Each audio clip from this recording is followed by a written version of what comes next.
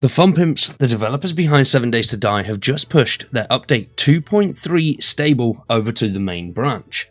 Now, we did cover this on Monday of this week, going over some of the main things that have come to this update. It's came out through the experimental branch in 3 various phases, adding different things each way. This one does come with a few extra little bits that weren't in the previous 3 patches, but now they've gone through experimental, these ones should be much better and work a hell of a lot better than before.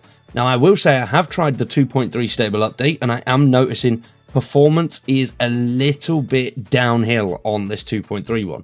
Not too sure why. I think my machine's fine, nothing's changed on it, haven't done anything different, but since downloading the update I did notice some flickering, some drop frames and some stutters, but hopefully that is something they get fixed relatively quickly. Let me know if you're having issues as well. For today, let's jump in and check out the full 2.3 patch notes and see what the team have added. Is this going to make the game any better? It does seem like they've done some changes, mainly to the storms, which is great news. Unfortunately, the biome progression, things like that, are still in. They have been softened as to what they were when version 2 launched, but they're still there. They are listening to the feedback, just not fully. They're listening to it and reverting a few little bits here and there, basically chucking some peanuts out there rather than the whole meal. So hopefully they do add at least options to transfer these things and change it if you are playing, but it does seem like they've done that with just the storms so far. Now, if you are a fan of 7 Days to Die and other survival titles, subscribe to the channel, drop a like on the video, and stick around for much more survival content. We're going to be covering the new Atomfall expansion when that releases on the second channel, as well as loads of Starfield stuff, and we've got tons of stuff planned for the main channel as well. The 7 Days to Die content is doing really well, so a massive thank you to everybody for that support. We upload it every Sunday and every day that there is an update, so stick around for much more 7 Days content. Let's go through the nitty-gritty of these patch notes and see what the team have to say. Now, as you can see, this is quite a big one with tons of stuff added, loads and loads of changes, and a whole host of fixes. And it seems like this one is being received better than the previous updates, which is good news. The mostly negative feedback that they've had over the last 30 days is a shame, because 7 Days to Die is a great game, and hopefully with this update some of those reviews change a little bit. And it does seem like that is the case, because the reviews have gone up to mostly positive, with 73% of the 1,956 being positive. Whereas when we did the video on Monday, I recorded that on the Sunday, I believe, and it was sat at 68%. So it's not gone up much, it's gone up 5%, but that is a decent chunk, to be fair, in just a couple of days with one of the big updates.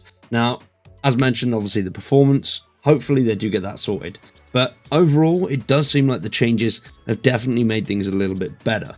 Now, the biggest thing that has come to this update is storm frequency settings. These are now set default to 0, so there are no storms. But you can change the settings when you start a new game. If you are playing through a playthrough, you will have to go into the settings and manually change it if you don't want any of the storms showing up, which I don't mind the storms. And with these changes as well, it does make them a little bit more bearable. Now you'll be able to hide in buildings from storm and environmental effects, whereas beforehand some of those effects would still hit you. So if you are running on that 3-minute timer and you've not got the stuff to actually go into that region at the time, you've only got 3 minutes to get in, get what you need to get, and get out. You can obviously mitigate that with healing items and other meds, bits like that, which does work and it enhances it, makes it a little bit longer, and certain buildings did seem to work, but I think it was just a little bit patchy. But it seems like they've actually changed that now. The buildings should function, as well as the 4x4. They've also changed the biome challenges by disabling the wear, loot, and time challenges, as well as biome badges now being separate weather items that are per biome. Taking shelter without survival gear now also recovers fully your biome hazard effects, and all of the biomes now have 3 minutes of survival time with no gear. So beforehand it was a little bit less than that, but those 3 minutes are definitely going to be useful. As mentioned, you know, being able to get in and go around a big area is a bit of a pain in the ass. So going through things like the desert, you might not come across any decent settlements for quite a while. That makes it much harder. But like I say, with the 4x4 running through, that does ease things a little. But it is just another annoyance. I don't know who asked for the sort of massive debuffs going into certain areas. Beforehand, those areas were just more difficult and harder to get into. Harder zombies and more threats, and I think that was a good thing. but now being continually hit and forced downwards by just even entering the biome is just a bit of a pain in the ass. So hopefully that is something that they tweak around a little bit as well, even if they do make that completely optional and up to you guys like they have with the storms. I think would have been better. As well as those main storm issues and features that they've changed, they've also done a lot to the enemy AI, including increasing their alert time after investigating certain points. So now they won't just walk to an area and then just stop exploring like they used to. They will actually investigate a little bit more, so if they are close to you, there's definitely higher odds of them finding you. Which, if you are running a stealth setup and a stealth playthrough, that does make things a little bit more difficult. And there's tons of other things that they've changed. Reducing dew collector activity, biome hazards recur in various biomes, wilderness tree stumps with whole models. They've also added bee swarms to the tree stumps, so now you get a one honey, one bee type situation. They're going to roll on a single basis, so you'll go to one stump, you'll get honey, the next one you'll get bees, then you'll go to another one where you might only get bees, but if you always get bees, then sometimes they come with a chance of honey. So honey is a vital resource, especially if you get infected as much as I do in this game. You're going to need that shit, and it definitely helps. Now with the fixes, loads and loads of stuff. Things like water not being visible, distant water seam if near the side, distortion could be clipped at angles, updated honey harvest challenging, issues with challenging rewards, black screens when crouching, weeds and debris appear inside trader bounds. Loads and loads of stuff is fixed, and I think that's something that the team have always been really good with, is fixing just those little annoying issues. Yes, sometimes performance can be absolutely dog shit, and other issues, obviously, as the biomes, as some of you may have guessed that is a bugbear of mine. The biomes are, stressful. I hate the bloody things. I miss the old biome system.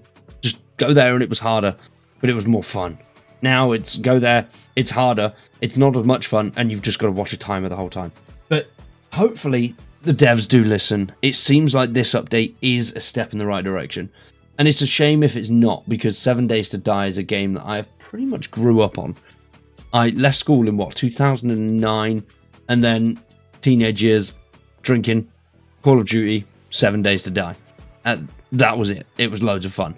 And I know there's a lot of people that were my age and grew up with this type of game. It was, when it came out, a first of its kind, and it was an incredible thing. And to see how it has changed over the years is great, but also very bad.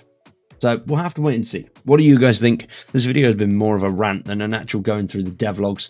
I do apologise for that, but thanks again for all the support over the 7 Days to Die content. Massive shout out to everybody that's followed and is sticking around for it. We'll be covering it a lot more. I think I might go over the biome badges and how you can get them, just to get yourselves through the biomes easier. Some people are struggling with that, and it is a pain in the ass. So let me know your thoughts on that in the comments down below. For now though, I've been Wired, you've been awesome, thanks for watching, and we'll see you in the next one.